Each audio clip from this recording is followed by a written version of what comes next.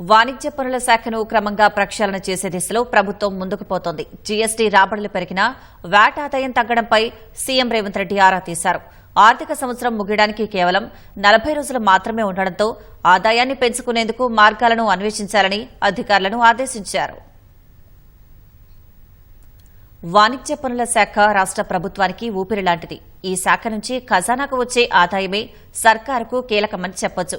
ఏటికేడు VAT, GST రాబడులు పెరుగుతూనే వస్తున్నాయి.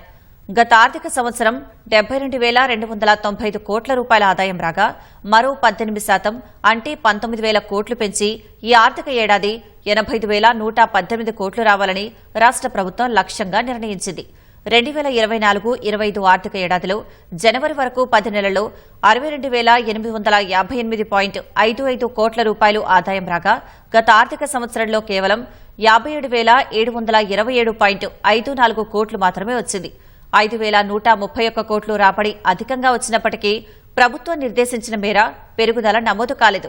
మొత్తం మీద 9% మాత్రమే వృద్ధి నమోదైంది. గత ఆర్థిక సంవత్సరం 10 నెలల్లో జీఎస్టీ రాబడులు 32,044.87 కోట్లు రాగా ఈ ఆర్థిక సంవత్సరం అదే 10 నెలల్లో జీఎస్టీ ఆదాయం 35,432 కోట్లు వచ్చింది. ఇది కేవలం 11% వృద్ధి నమోదైంది.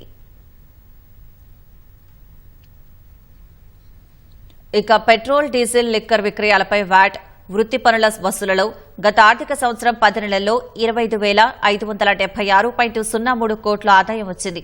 ఈ ఆర్థిక సంవత్సరం అదే 10 నెలల్లో 27,425.84 కోట్ల రూపాయలు వచ్చింది. ఇక్కడ కేవలం సగటున 7% వృద్ధి పరిమితమైంది. 18% వృద్ధి నమోదవుతుందని ప్రభుత్వం అంచనా వేస్తే అందులో సగం మాత్రమే వృద్ధి నమోదైంది.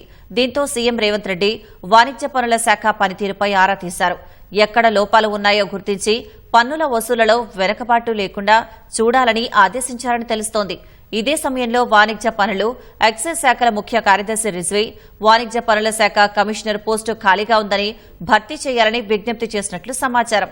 అలా చేసినట్లయితే సమీక్షలు చేయడంతో పాటు పాలనాపరంగా ఆ శాఖ అధికారులపై పర్యవేక్షణ పెరగడంతో పాటు రోజువారీ పనితీరును కూడా సమీక్ష చేసుకునేందుకు కూడా అవకాశం ఉంటుందని చెప్పినట్లు తెలుస్తోంది. దీంతో వాణిజ్య పనుల శాఖ నుంచి ఐఏఎస్కు ఎంపికైన కె హరితను ఆ శాఖ కమిషనర్గా ప్రభుత్వం నియమించింది.